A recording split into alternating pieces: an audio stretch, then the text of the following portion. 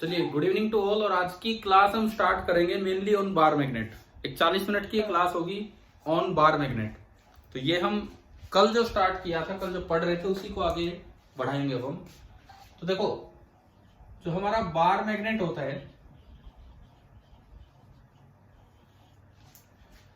जैसे सपोज उसमें एक इस तरह का पार्ट आ जाए। मैंने कल आपको बताया था दो लेंथ होती हैं। एक तो होती है उसकी ज्योमेट्रिक लेंथ, और एक जो पोल्स के बीच का सेपरेशन है, मैग्नेटिक लेंथ। एक साइड नॉर्थ पोल और एक साइड साउथ पोल। और ये हमें दिख ही रहा है कि मैग्नेटिक लेंथ छोटी है ज्योमेट्रिक लेंथ से, तो this ratio is slightly less than 1। शायद कल बताया हो, नहीं तो लिख लेना कि ये जो रेशियो होता है नियरली 0.84 होता है। ये जो रेशियो होता है नियरली 0.84 होता है। एलएम थोड़ा सा कम होती है एल ज्योमेट्रिक से, और ये जो रेशियो आपका होता है दैट इज नियरली 0.84। अब इसमें अगली चीज है कि इस बार मैग्नेट में भाई दो चीजें तो हमें दिख रही है, ज्योमेट्रिक लेंथ, मैग्नेटिक लेंथ। और क्या क्या पैरामीटर्स डिफाइन होते हैं। तो इसमें दो पोल्स, मैथमेटिकल अजम्पशन जो हमने माने थे, एक को बोला नॉर्थ पोल और एक को हमने बोल दिया साउथ पोल।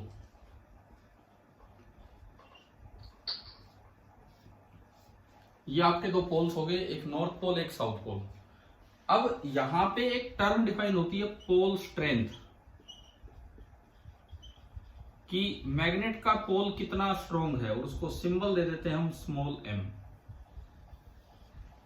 पोल स्ट्रेंथ सिंबल दे देते हैं उसको स्मॉल m।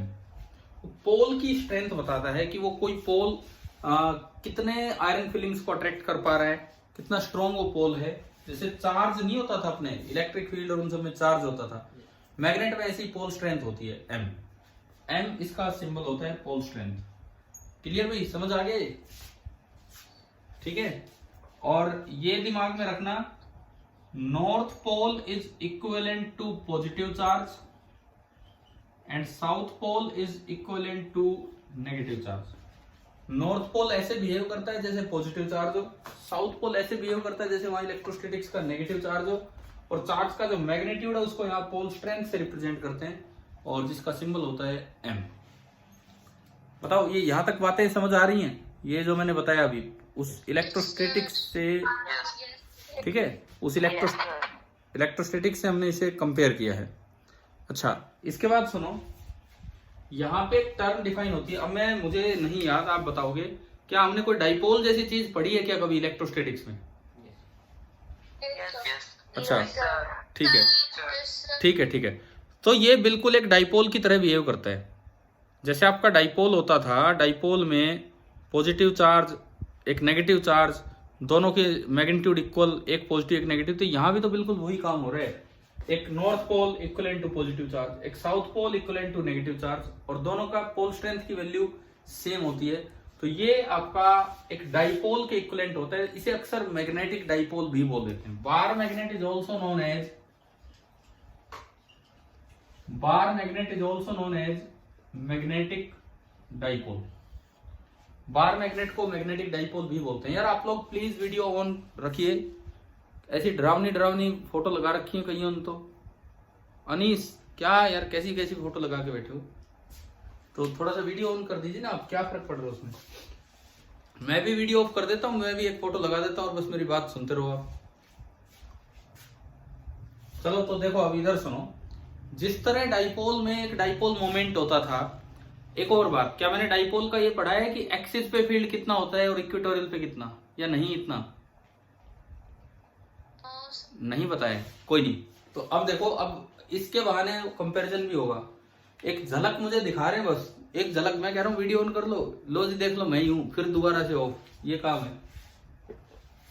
देखो, अब आप दोनों चीजों को कंपेयर कीजिए, इलेक्ट्रिक डाइपोल को और मैग्नेटिक डाइपोल को। कंपैरिजन का मतलब है कुछ एक्सप्रेशन हम सीख रहे होंगे इस क्लास में। पूरी क्लास ये बार मैग्नेट पे ही जानी, मैग्नेटिक डाइपोल पे, तो हम देख रहे हैं कि क्या क्या है। देखो, फॉर एग्जाम्पल, एक इलेक्ट्रिक डाइपोल को हम ऐसे दिखाते हैं, इधर मैं दिखा के चल रहा हूं इलेक्ट्रिक डाइपोल।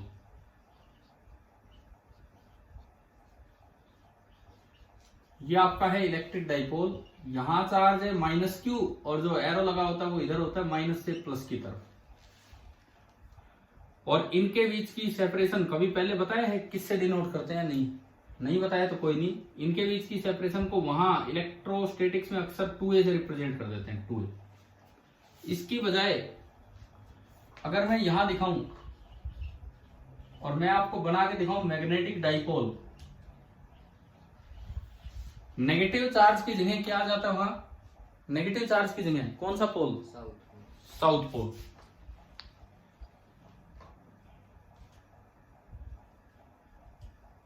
और पॉजिटिव चार्ज की जगह नॉर्थ पोल। ठीक है।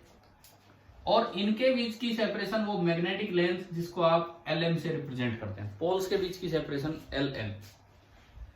यहां पे और यहां पे दोनों में एक टर्म डिफाइन होगी। जैसे यहाँ चार्ज Q है, ऐसे यहाँ पे जो पोल स्ट्रेंथ होगी, अभी अभी हम पढ़ के भी आए पीछे, जैसे वहां चार्ज Q है, यहाँ पोल स्ट्रेंथ होगी और कितनी होगी? M होगी। ऐसे ही क्या हमने कोई टर्म यहाँ पढ़ी थी क्या? डाइपोल मोमेंट, या बिल्कुल नहीं पढ़ी? ऐसी पढ़ी थी। तो जो डाइपोल मोमेंट होता है, डाइपोल मोमेंट वो एक वेक्टर क्वांटिटी है, उसे अक्सर हम P से रिप्रेजेंट कर देते हैं और उसका मैग्नीट्यूड होता है चार्ज का magnitude into separation between them. हाँ भाई पढ़ा था ये, charge into separation between them, ध्यान आ गया होगा अगर पढ़ा है तो। ठीक है। ऐसे ही यहाँ पे डिफाइन होता है मैग्नेटिक मोमेंट। मैग्नेटिक मोमेंट, अब उसके यार सिंबल कई हैं। यहाँ P है तो यहाँ कई बार PM लिख देते हैं, इसको सिंबल म्यू भी दे देते हैं, इसको सिंबल कैपिटल M भी दे देते हैं। तीनों सिंबल चलते हैं मैग्नेटिक मोमेंट के, PM, mu and capital M। इसकी जो मैग्नीट्यूड होगी बिल्कुल ऐसी, चार्ज की जगह यहाँ पोल स्ट्रेंथ, चार्ज की जगह पोल स्ट्रेंथ, और 2a की जगह यहाँ है मैग्नेटिक लेंथ। डायरेक्शन देखो जैसी इसमें है, इसमें माइनस से प्लस है तो उसमें भी साउथ से नॉर्थ बनेगी, इसमें माइनस से प्लस है तो उसमें बनेगी साउथ से नॉर्थ। क्या ये पॉइंट समझ आ गया है? कंपैरिजन हो रहा है? ठीक है। फिर आपकी वीडियो पॉज होगी। वीडियो कैसे पॉज होगी यार? नो सर, मैंने तो कुछ इसको सर ठीक है। देखो अब कंपैरिजन करके हम कुछ चीजें सीख रहे होंगे। Electric dipole, magnetic dipole, negative charge south pole, positive charge north pole, charge का magnitude pole strength, dipole moment P, magnetic moment capital M या म्यू या PM, और ये होता था Q इंटू सेपरेशन, ये होगा M इंटू सेपरेशन। अच्छा, इसके बाद जैसे यहाँ एक इलेक्ट्रिक फील्ड हुआ करता था, ऐसे यहाँ पे एक टर्म आएगी मैग्नेटिक फील्ड। जैसे यहाँ एक इलेक्ट्रिक फील्ड जैसी चीज था कि डाइपोल या चार्ज फैलाता है इलेक्ट्रिक फील्ड, तो मैग्नेटिक डाइपोल या बार मैग्नेट फैलाएगा मैग्नेटिक फील्ड। इलेक्ट्रिक फील्ड को हम सिंबल E देते थे, E, मैग्नेटिक फील्ड को B सिंबल देते हैं। तो अब देखो मैं आपको कुछ चीजें सिखाता हूं यहाँ कंपैरिजन लेते हुए। ये जो पॉइंट है ये भाई ये शॉर्ट है, ये जो भी आपने डाइपोल बनाया है इधर भी शॉर्ट है, और यहां भी जो ये डाइपोल बनाया है ये शॉर्ट है। अब आप कंपेयर करते हो कुछ फॉर्मूले जो हम 12th में डराइव करते हैं, अभी हम याद रखेंगे। सबसे पहला पॉइंट ये, इसके सेंटर से मान लीजिए कितनी दूर? R। यहां भी इसके सेंटर से R डिस्टेंस दूर। ये जो पॉइंट होता है ये एक्सिस पे कहलाता है। इसकी लाइन के अलोंग जो पॉइंट है, मोमेंट की लाइन के अलोंग जो पॉइंट होता है वो एक एक्सियल पॉइंट होता है, एक्सिस पे, डाइपोल के एक्सिस पे। नाम तो शायद समझ आ ही रहा है कि डाइपोल का एक्सिस क्या है। डाइपोल के एक्सिस पे जो फील्ड होता है वो डाइपोल मोमेंट की डायरेक्शन में होता है। मतलब यहां इलेक्ट्रिक फील्ड इधर होगा और यहां मैग्नेटिक फील्ड इधर होगा। उस मैग्नेटिक फील्ड को हम सिंबल क्या देंगे? B। देखो कंपैरिजन में हमें बहुत बातें याद हो जाएंगी डाइपोल की। अगर आप एक्सिस पे E लिखते हैं, डाइपोल का, इलेक्ट्रिक डाइपोल का E होता है 2 टाइम्स सम कांस्टेंट, और वो कांस्टेंट अगर हमने पहले कभी यूज किया हो, इलेक्ट्रोस्टैटिक्स में कांस्टेंट हुआ करता है 1/4 पाई एप्सिलॉन नॉट। क्या ये कांस्टेंट पहले यूज किया हमने, है ना? इंटू पी और डिवाइडेड बाई आर क्यू। ये एक्सिस पे डाइपोल के इलेक्ट्रिक फील्ड का फॉर्मूला है।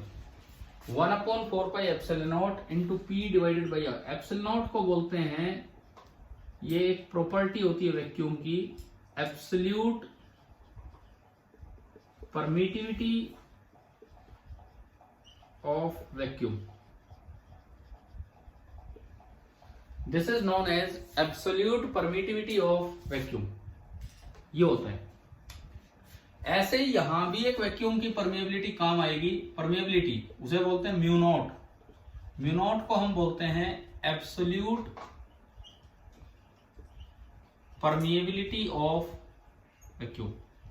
देखो आज की क्लास में थोड़ा समझना ज्यादा है, नहीं सॉरी समझना कम है, लेकिन इंफॉर्मेशन कलेक्ट ज्यादा करनी है आपको, ठीक है?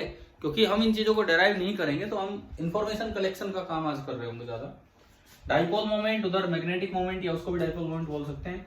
यहां मीडियम की एक प्रॉपर्टी यूज होती है एब्सोल्यूट परमिटिविटी, वहां यूज होती है एब्सोल्यूट परमिएबिलिटी। परमिटिविटी का मतलब होता है इलेक्ट्रिक फील्ड कितना आ सकता है, परमिएबिलिटी का मतलब होता है मैग्नेटिक फील्ड कितना आ सकता है। और एक चीज दिमाग में रखना, जैसे मैंने बताया था साउथ पोल की जगह नेगेटिव चार्ज, पॉजिटिव चार्ज की जगह नॉर्थ पोल, ऐसे ही जहां फॉर्मूले में एप्सिलॉन नॉट आएगा उधर के फॉर्मूले में 1/μ0 हो जाएगा। जहां भी एप्सिलॉन नॉट होगा उसकी जगह 1/μ0। याद रखेंगे ये चीज। इलेक्ट्रोस्टैटिक्स के फॉर्मूलों में जहां एप्सिलॉन नॉट आता है, मैग्नेटोस्टैटिक्स के फॉर्मूलों में वहां 1/μ0 आ जाता है। तो आप बताओ मुझे ये बी का फॉर्मूला बता दो। क्या ये विजिबल है क्या यहाँ बोर्ड यहां तक? Yes sir. हाँ तो ये बी लिखो। 2 टाइम्स ठीक है, रुको 2 टाइम्स तक तो ठीक है। 1/4πε0। अब इसमें एप्सिलॉन की जगह क्या रखना होगा हमें? 1/μ0। तो म्यू नॉट ऊपर गया, कांस्टेंट। हाँ मेरे सामने बैठे हैं मोहित, वो बिल्कुल सही बता रहे हैं। μ0/4π। 10th F1 से मोहित क्लास अटेंड कर रहे हैं यहीं बैठ के। 2 टाइम्स μ0/4π। ठीक है, मैंने शायद कल बोला भी था कि कोई अगर यहाँ का हो आके अटेंड कर सकता है क्लास, कोई बात नहीं। आगे और क्या आएगा? P की जगह यहाँ क्या है? Magnetic moment, that is capital M और डिवाइडेड बाई R2। क्या आपको पहला फॉर्मूला समझ आ गया है? ठीक है, हम इधर कांस्टेंट की वैल्यू याद रखते हैं। 1/4πε0 की वैल्यू हम याद रखते हैं 9 × 10⁹ SI में। फॉर क्वेश्चंस फॉर न्यूमेरिकल हम ये याद रखते हैं। इधर भी हम याद रखें जो हमारा कांस्टेंट है μ0/4π, that is only 10⁻⁻7 in SI system.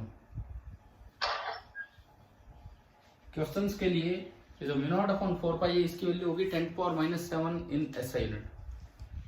चलो इतना कंपैरिजन आ गया समझ। अब मैं चलूं इक्वेटोरियल पे।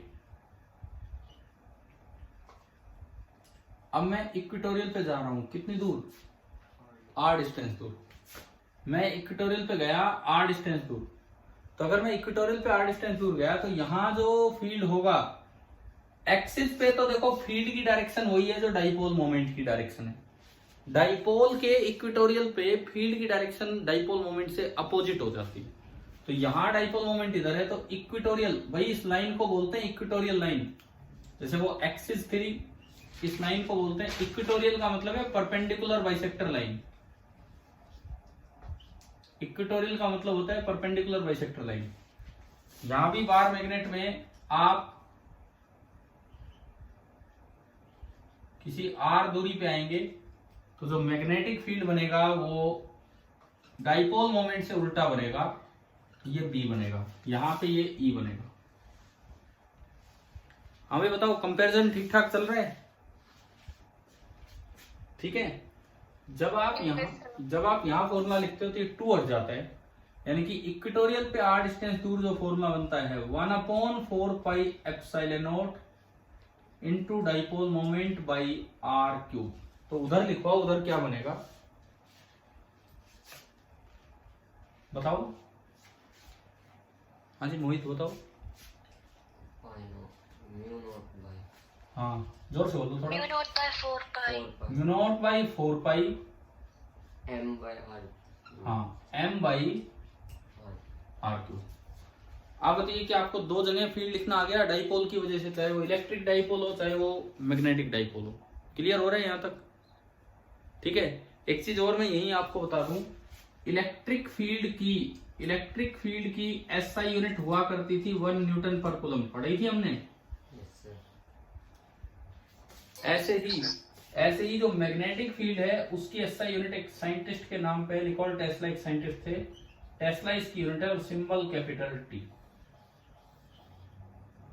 ये मैग्नेटिक फील्ड की एसआई यूनिट होती है टेस्ला एक बड़े अच्छे से साइंटिस्ट थे, उनके नाम पे, जिन्होंने एसी को फैलाने का काम किया। एसी जो आज तक हमारे घर में आ रहा है वो सब हमने कुछ ही दिन पहले शायद ये पढ़ा है, ट्रांसफार्मर का काम एसी पे ही होता है ना, तो वो सब ये टेस्ला की ही देने, ये लगा लो कि इनकी वजह से आज बिजली उस तरह से आ रही है। तो आप अब यूं बताओ, चाहे मैग्नेटिक डाइपोल आ जाए चाहे इलेक्ट्रिक डाइपोल, आपसे यूं पूछ लिया जाए एक शॉर्ट डाइपोल है, आप एक्स डिस्टेंस दूर एक्सिस पे गए, उतनी दूर इक्वेटोरियल पे गए, फील्ड का रेशियो, पहले एक्सिस पे गए एक्स डिस्टेंस दूर, उतनी दूर इक्वेटोरियल पे, तो फील्ड का रेशियो क्या होगा? 2:1। हाँ समझ आ रहा है ना सभी को? ऐसे डायरेक्ट छोटे छोटे सवाल आ सकते हैं इस तरीके से। अब मैं आपको एक जनरल फॉर्मूला और देता हूं। जनरल फॉर्मूला, अगर आप किसी इस लाइन से थीटा एंगल पे चले जाएं और आर डिस्टेंस दूर, यहां भी आप इस लाइन से थीटा एंगल पे चले गए आर डिस्टेंस दूर, ये तो एक्सिस हो गया, ये इक्वेटोरियल हो गया, बीच का भी तो कोई पॉइंट आ सकता है जहां फील्ड लिखना हो। तो अब उधर सुनिए फील्ड कैसे लिखेंगे। पहली बात आप बताओ कि फील्ड पॉइंट समझ आ रहा है आपको कहाँ है? Yes sir. ठीक है ना, एक्सिस पे ना इक्वेटोरियल पे। अगर मैं थीटा 0 कर दूं तो एक्सिस हो जाए, और अगर थीटा 90 कर दूं तो इक्वेटोरियल। थीटा 0 कर दें तो एक्सिस, थीटा 90 कर दें तो इक्वेटोरियल। आपको दिख तो रहा है ना बोर्ड? Yes sir. फोन से दिक्कत तो नहीं है? हम थोड़ा और साइड में कर लेते हैं ऐसे।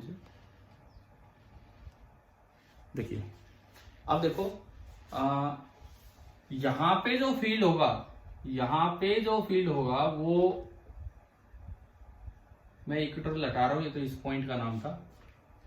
इस लाइन के साथ किसी और थोड़ा एंगल पे इधर होगा, दैट एंगल इज फाई। इस थीटा के साथ वो फाई एंगल, ट्रिग्नोमेट्री पढ़ रखी है हमने, sine theta cos theta tan theta. ठीक है, हाँ तो देखो ठीक है, यहां तो E, ऐसे ही यहां इस लाइन के साथ, ये जो आपकी लाइन है जो ये नीचे से चली आ रही है, इस लाइन के साथ किसी फाई एंगल पे फील्ड होगा, और दैट इज B।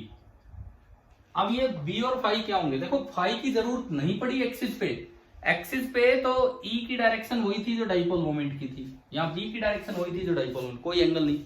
इक्वेटोरियल पे E की डायरेक्शन B से अपोजिट, लेकिन बीच में तो किसी और एंगल पे आएगा। पहले तो E का मैग्नीट्यूड सुनो, E का मैग्नीट्यूड होता है KP/R³। अब इधर भी KP/R³ और उधर भी KM/R³। अब ये K दोनों का अलग अलग है। K क्या चीज है? K क्या है? इस पहली साइड क्या है? K हाँ कांस्टेंट है। फर्स्ट साइड तो है 1/4 पाई एप्सिलॉन नॉट। ठीक है, फर्स्ट साइड तो है 1/4 पाई एप्सिलॉन नॉट, और जो सेकंड साइड है वहां पे है μ0/4 पाई। ठीक है, अब इसके अलावा यहां मल्टीप्लाई में होता है 1+3 cos स्क्वायर थीटा, यहां भी और वहां भी। यहां भी मल्टीप्लाई में होता है 1+3 cos स्क्वायर थीटा। मैं आपको एक बार वेरिफिकेशन देता हूं, हम प्रूफ नहीं कर रहे हैं, हम वेरिफिकेशन ले रहे हैं बस, केवल और केवल वेरिफिकेशन। सबसे पहली बात, थीटा 0 रखोगे तो पॉइंट कहां आ जाएगा? थीटा 0 रखेंगे तो पॉइंट कहां आ जाएगा? एक्सिस पे।